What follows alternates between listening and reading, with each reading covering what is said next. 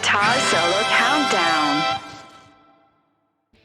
Hey everybody, welcome to episode 18 of Jimi Wolf's Guitar Solo Countdown. In this episode, we are going to look at one of Britain's greatest and most successful heavy metal bands, Iron Maiden. This episode of Jimi Wolf is proudly sponsored by Jam School. Visit jamschool.com to learn more. Iron Maiden was started in 1975 by bass player and primary songwriter Steve Harris. The band went through multiple band member rotations until finally settling on the first major lineup with Steve Harris on bass, Paul Di'Anno on vocals, Dave Murray and Dennis Stratton on guitar, and Clive Burr on drums. The band released their debut self-titled album Iron Maiden to widespread critical acclaim in 1980, establishing the band as the leaders of the new wave of British heavy metal movement. Dennis Stratton left the band shortly after, and guitarist Adrian Smith was brought in for the recording of the band's next record, Killers. Killers also marked the introduction of producer Martin Birch, who would go on to be the band's main producer for the rest of their career. After Killers, singer Paul Di'Anno was out of the band. With very few exceptions, most notably AC/DC, bands are usually not able to survive a lead singer change. Fortunately, the band was able to recruit lead singer Bruce Dickinson, who was formerly in the band Samson, and the seminal album Number of the Beast was released in 1982. Although Iron Maiden and Killers were landmark metal records, the Number of the Beast catapulted the band into legendary status and cemented them as leaders of 80s metal, until Metallica took over a few years later. Bruce Dickinson added the final ingredient that transitioned the band from a more punk rock sound to a pure metal juggernaut that would continue into the early 90s. Adrian Smith and Dave Murray took the guitar harmony style of the Allman Brothers and Thin Lizzy and modernized it for metal. They also popularized the consecutive guitar solo, where both players would take a solo instead of just dedicating one guitarist per song. Okay, so let's check out the top 10 guitar solos of Iron Maiden. Hope you enjoy. Number 10.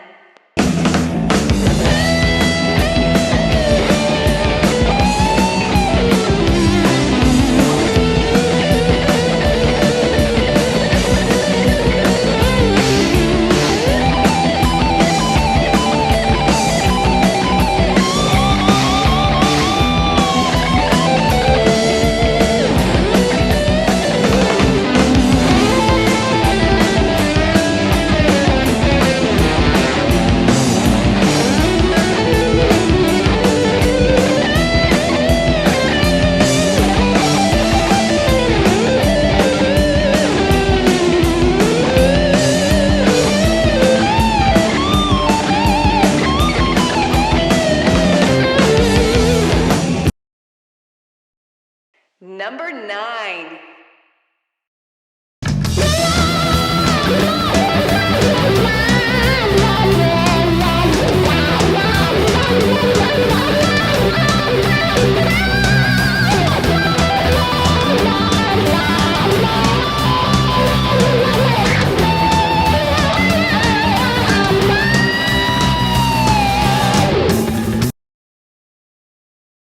Number 8.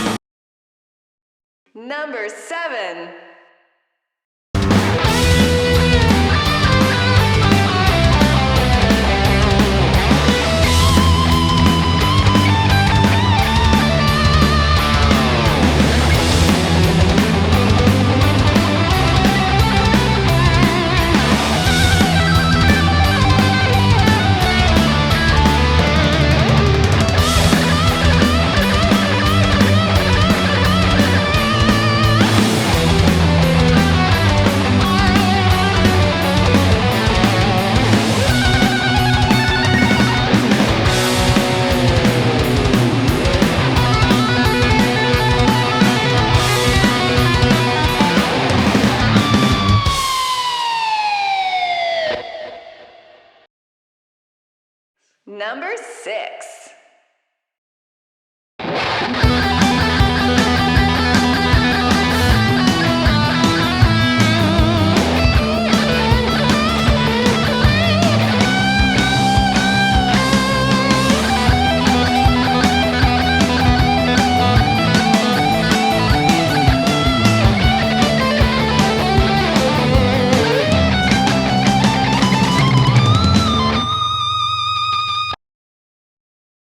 Number 5.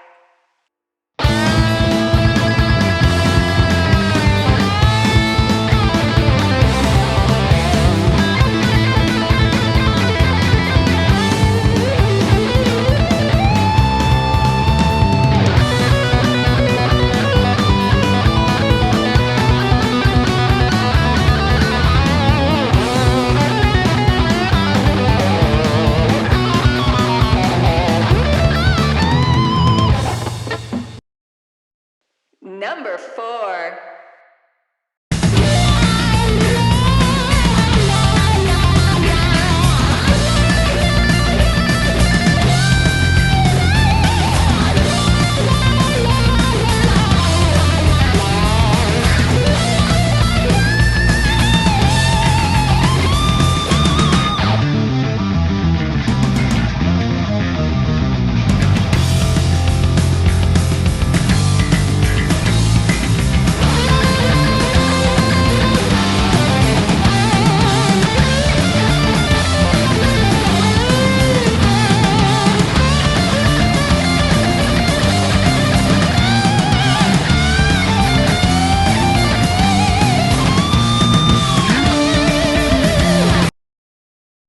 Number 3.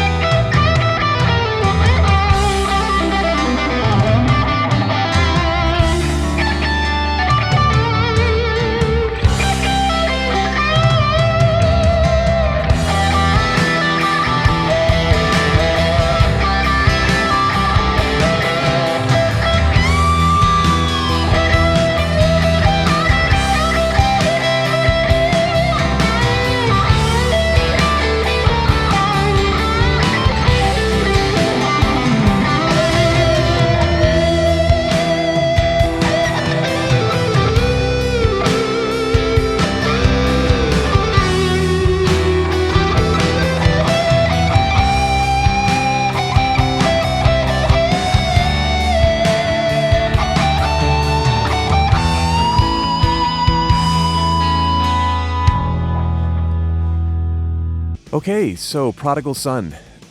This is absolutely my favorite Iron Maiden solo. It always has been since the first time I heard it. It might come as a bit of a surprise to most people just because it's not a blistering, shredding metal solo, but it is absolutely beautiful. For me, this is Adrian Smith's coming out party as Maiden's guitar player.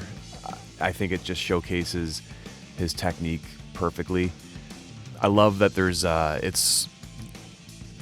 I also love how melodic it is. There's different motifs that repeat. He throws the phaser on halfway through to add some more intensity to it. I love the build of the solo. It gets more and more intense as it goes on. And it's great that Dave does a little bit of an outro solo to it. His solo isn't that long. It's maybe half the length of Adrian's, but it just works so perfectly. And I love how it takes over from where Adrian's solo stops. It's seamless. It almost sounds like it's the same guitar.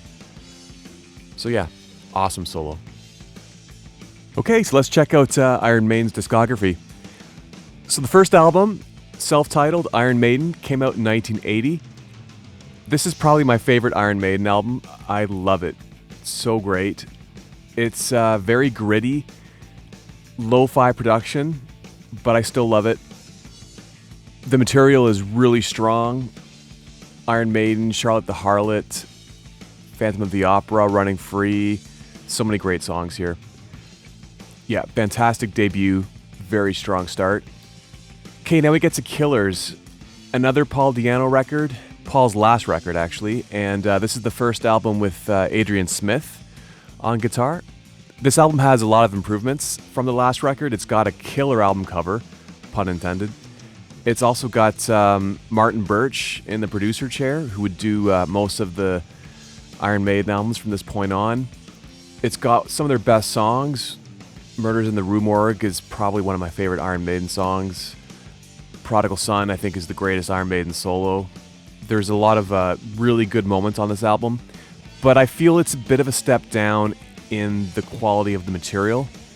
I feel there are some filler tracks on this record. It feels like they were leftovers from the last record. So, parts of this album I like better, but overall I much prefer the debut album. Okay, now Paul Di'Anno leaves and Bruce Dickinson comes in, and the band would make their perfect record, in my opinion. This is probably their best known record. It's got just absolute metal classics on here, like Children of the Damned, The Number of the Beast, Run to the Hills. I mean, we've heard these songs so many times. I love pretty much every song on this. I love the deep cuts like Invaders and Gangland. I love 22 Acacia Avenue. Yeah, like everything is amazing on this album. I say it's Iron Maiden's perfect album. Most people would agree on that. Okay, Peace of Mind. This came out in 1983. It's the follow-up to the big one. Great album. Clive Burr is out, though, and Nico McBrain is in. It's full of classics. Flight of Icarus, Where Eagles Dare, Die With Your Boots On, The Trooper. Just killer. Killer record. Okay, now Power Slave. This is where I get a tiny bit contrarian. A lot of Maiden fans would put this as their favorite album. For me, it's not. I feel it's a bit of a step down from the last two. But there are great moments.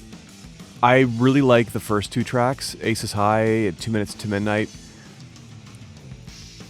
Lost for Words is really great too. The instrumental track is awesome. I find the album sort of falls off a little bit for me near the end. And you're seeing with the last track, Rhyme of the Ancient Mariner, it's getting a little progressive with this epic 13-minute track, which is cool. And I think for some reason feel like the production's a little lacking in bass. I find it's kind of lacking that bottom that the last few records had. So yeah, I'm not sure, but I do love parts of it. I love the album cover, and I really respect this album. This is definitely the band's peak, I would say, just as far as their commercial appeal and just the veracity of their live shows. Okay, now Caught Somewhere in Time. This is a good album too, but we're seeing the band become a little more 80s, more I guess you could say, light.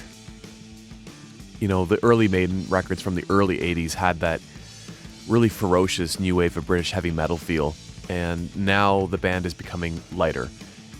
And that's not a bad thing, but for me, I prefer Maiden to be really low-end, heavy, and gritty, and I find that it's missing somewhat here. But there are really good songs here. Wasted Time is amazing. I love the title track too. So there are good songs. The band's continuing the trend of having the epic song at the end with Alexander the Great, so definitely worth listening to. Okay, Seventh Son of a Seventh Son. I like this album slightly better than the last record. I find it's just a bit heavier. Shows the band becoming more progressive. Bunch of guitar synth on this album, which I don't mind at all. I think this album has a really good balance. It feels like it's a mixture of Power Slave and Somewhere in Time. It's like those albums are kind of mashed together. So yeah, I really like it. Really weird album cover, but it's cool. Okay, so No Prayer for the Dying. Now, Adrian Smith is out of the band, and Janet Gers is the replacement guitar player. This was the first Iron Maiden album that I bought when I was a kid, and probably wasn't the best first purchase of this band. But, you know, I still really enjoy the album cover. I feel like the band is getting back to a more down-to-earth feel with, I mean, even like the monsters coming out of the earth, coming out of a grave. It's less crazy sci-fi and progressive like the last two. So for me, that's a good sign. It also has really good production. I love the raw production on this album as well. And Holy Smoke, I think, is really cool. I love Hooks and You, too. Like, even Tail Gunner, I think, is great. I like the down-to-earthness of this record, but there is a lot of really weak material on this. A lot of filler. And you can feel that the band is getting tired. So yeah, this is definitely the band's worst, in my opinion, up to this point. Okay, so now we're into the 90s. And as history shows, the 90s was not kind to metal bands. And Iron Maiden was absolutely no exception. They suffered a huge blow. And we're going to see that as the 90s progresses. But if Fear of the Dark is any indication of the band's future, it's not that bright. I mean, I think this album is better than No Prayer for the Dying, but I still find that the band isn't really hitting any new peaks here. Although there are some good moments, and I think it is an improvement on the last record. Okay, now we get to the dark period of Maiden. These are stinker records. I really don't like them. Bruce Dickinson leaves, and the band gets Blaze Bayley. I would say the X Factor is a little better. At least it's different. I guess I can give it that. There's a couple of good grooves on here, and I don't mind the production, but man, I just can't get over Blaze's voice. I do not like it in Maiden. Not a fan. And when we get to the next record, Virtual 11, I don't like anything about this record. I hate the title. I hate the album cover. I can't really even get through it. This is absolutely the band's stinker and their lowest point. Okay, so Brave New World. Huge comeback record. Just incredible. Huge improvement from the last two. Bruce Dickinson is back and Adrian Smith is back. So we have pretty much the whole original band back. I think it's great that the band kept Janet Gers. That would have been a real dick move to let him go. So I think it's awesome that they have 3 guitar players now.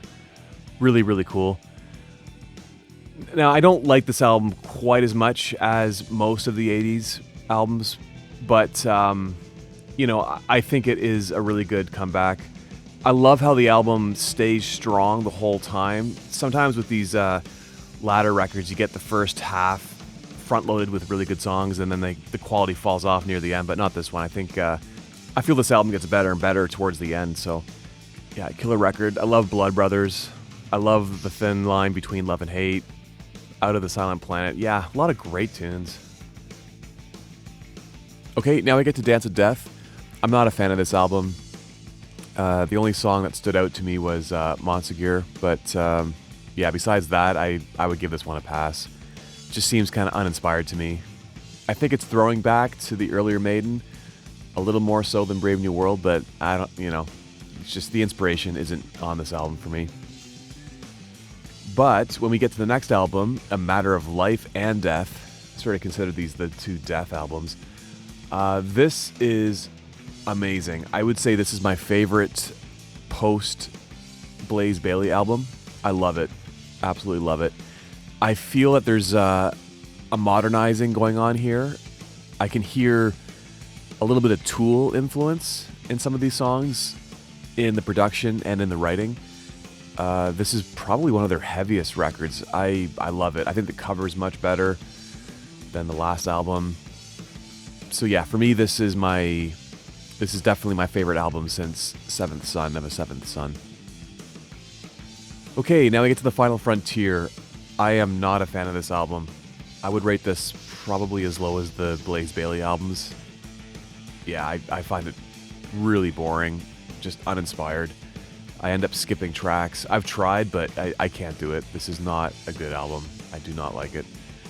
Okay, now we get to the final two records. I'm going to put these two albums together because I feel very similar about both of them.